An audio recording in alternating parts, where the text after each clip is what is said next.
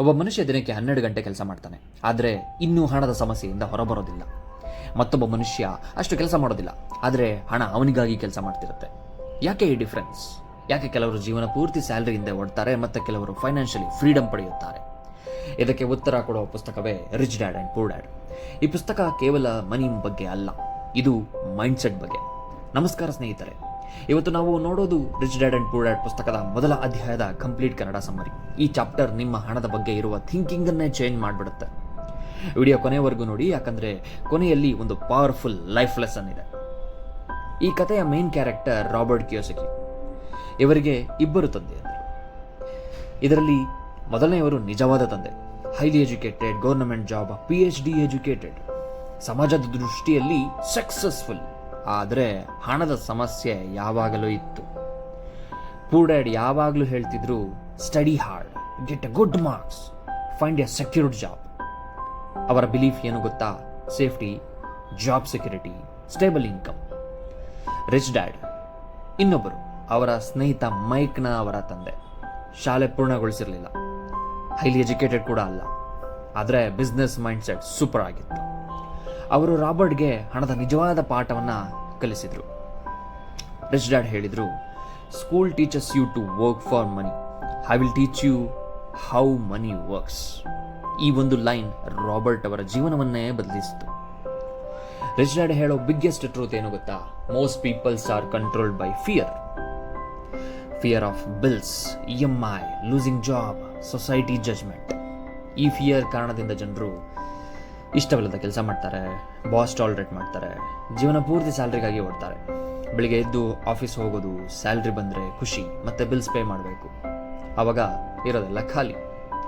ಈ cycle repeat ಆಗ್ತಾ ಇರುತ್ತೆ. ರಿಚ್ ಡ್ಯಾಡ್ ಇದನ್ನು ರ್ಯಾಟ್ ರೇಸ್ ಅಂತ ಕರೀತಾರೆ. ಏನು ಈ ರ್ಯಾಟ್ ರೇಸ್? ರ್ಯಾಟ್ ರೇಸ್ ಅಂದರೆ ಏನು ಗೊತ್ತಾ? ಒಂದು ಖಾಲಿ ವೀಲ್ನಲ್ಲಿ ಇಲಿ ಓಡ್ತಾ ಇರುತ್ತೆ, ಆದರೆ ಅದು ಎಲ್ಲಿಗೂ ಹೋಗೋದಿಲ್ಲ. ಅದೇ ರೀತಿ ಜಾಬ್, ಸ್ಯಾಲ್ರಿ, ಬಿಲ್ಸ್, ಲೋನ್ ಮತ್ತೆ ಜಾಬ್, ಇದೇ ವೀಲ್. ರಿಚ್ ಡ್ಯಾಡ್ ಹೇಳ್ತಾರೆ, poor people work for money, rich people make money work for them. ಒಂದು ದಿನ ರಾಬರ್ಟ್ ಮತ್ತು ಅವರ ಸ್ನೇಹಿತ ಮೈಕ್ ರಿಚ್ ಡ್ಯಾಡ್ ಬಳಿಗೆ ಹೋಗಿ ಕೇಳ್ತಾರೆ, how can we become rich? Rich dad ಅವರಿಗೆ ಪಾಠ ಹೇಳ್ತಾರೆ. ಒಂದು ಶಾಪ್ನಲ್ಲಿ ಕೆಲಸವನ್ನು ಕೊಡ್ತಾರೆ, ವೆರಿ ಲೋ ಸ್ಯಾಲ್ರಿ. ರಾಬರ್ಟ್ಗೆ ಕೋಪ ಬರುತ್ತೆ. Why are you paying us too little? ಯಾಕೆ ನಮಗೆ ತುಂಬ ಕಡಿಮೆ ಸಂಬಳ ಕೊಡ್ತಾ ಇದೆಯಾ? ಆಗ ರಿಚ್ ಡ್ಯಾಡ್ ಹೇಳೋ ಪವರ್ಫುಲ್ ಮಾತು, that exactly how life teaches people. ಜನರು ಕಡಿಮೆ ಸ್ಯಾಲ್ರಿಗೆ ಕೋಪಗೊಂಡು ಮತ್ತಷ್ಟು ಸ್ಯಾಲ್ರಿ ಬೇಕು ಅಂತ ಇನ್ನೊಂದು ಜಾಬ್ನ ಹುಡುಕ್ತಾರೆ. ಆದರೆ ಪ್ರಾಬ್ಲಮ್ ಸಾಲ್ವ್ ಆಗೋದಿಲ್ಲ, ಯಾಕಂದರೆ ಮೈಂಡ್ ಸೆಟ್ ಚೇಂಜ್ ಆಗಿಲ್ಲ. ಪೂರ್ ಡ್ಯಾಡ್ ಮತ್ತು ರಿಚ್ ಡ್ಯಾಡ್ ನಡುವಿನ biggest difference. Poor dad thinking, I can't afford it. Rich dad thinking, how can I afford it? ಈ ಎರಡೂ ಸೆಂಟೆನ್ಸ್ ತುಂಬ ಪವರ್ಫುಲ್. ಒಂದು ಸೆಂಟೆನ್ಸ್ ಬ್ರೈನನ್ನು ಸ್ಟಾಪ್ ಮಾಡುತ್ತೆ, ನನಗೆ ಆಗೋದಿಲ್ಲ. ಮತ್ತೊಂದು ಸೆಂಟೆನ್ಸ್ ಬ್ರೈನನ್ನು ಥಿಂಕ್ ಮಾಡಿಸುತ್ತೆ, ಹೇಗೆ ಮಾಡಬಹುದು ಅಂತ. ರಿಚ್ ಡ್ಯಾಡ್ ಹೇಳ್ತಾರೆ, your brain is your biggest asset. ನೀನು ಸರಿಯಾದ ಕ್ವಶನ್ ಕೇಳಿದ್ರೆ ಬ್ರೈನ್ ಆನ್ಸರ್ ಹುಡುಕುತ್ತೆ. ಈ ಪುಸ್ತಕದ most famous lesson, asset versus liabilities. Rich dad ಹೇಳೋ ಸಿಂಪಲ್ ಡೆಫಿನೇಷನ್, ಅಸೆಟ್ ಅಂದರೆ ಪಾಕೆಟ್ಗೆ ಮನಿ ಬರುತ್ತೆ, ಲಿಯಬಿಲಿಟೀಸ್ ಅಂದರೆ ಪಾಕೆಟ್ನಿಂದ ಮನಿ ಹೋಗುತ್ತೆ. ಎಕ್ಸಾಂಪಲ್, ನೀವು EMIನಲ್ಲಿ ಕಾಸ್ಟ್ಲಿ ಫೋನ್ನ ತಗೊಳ್ತೀರ, ಅದು ಲಿಯಬಿಲಿಟೀಸ್ ಆಗಬಹುದು. ಯಾಕಂದರೆ EMI, ಇಂಟ್ರೆಸ್ಟ್, ಎಕ್ಸ್ಟ್ರಾ ಎಕ್ಸ್ಪೆನ್ಸಸ್. ಅಸೆಟ್ಗೆ example rental property, investment, business, mutual fund. ಇವು ಫ್ಯೂಚರ್ನಲ್ಲಿ ನಿಮಗೆ ಮನಿನ ಜನರೇಟ್ ಮಾಡಿಕೊಡ್ಬಹುದು. Rich people focus on buying assets, poor and middle class bigger house, bigger EMI, loans, status show, ಇವುಗಳ ಹಿಂದೆ ಓಡ್ತಾರೆ.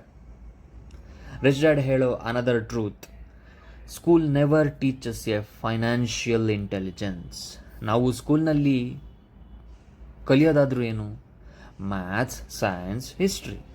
ಆದರೆ ಟ್ಯಾಕ್ಸಸ್ ಹೇಗೆ ಸೇವ್ ಮಾಡೋದು, ಇನ್ವೆಸ್ಟಿಂಗ್ ಹೇಗೆ ಮಾಡೋದು, ಮನಿ ಮ್ಯಾನೇಜ್ಮೆಂಟ್ ಹೇಗೆ, ಇವು ಯಾರೂ ಪ್ರಾಪರ್ಲಿ ಟೀಚ್ ಮಾಡೋದಿಲ್ಲ.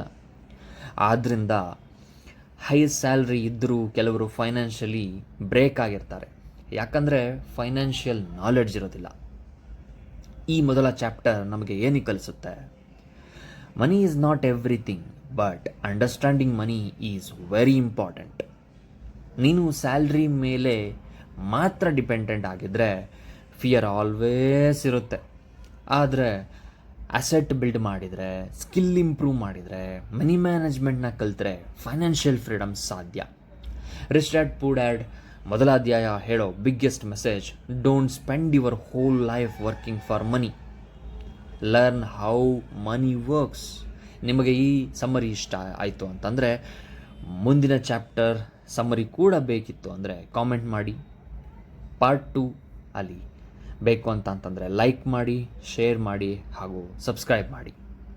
Thank you.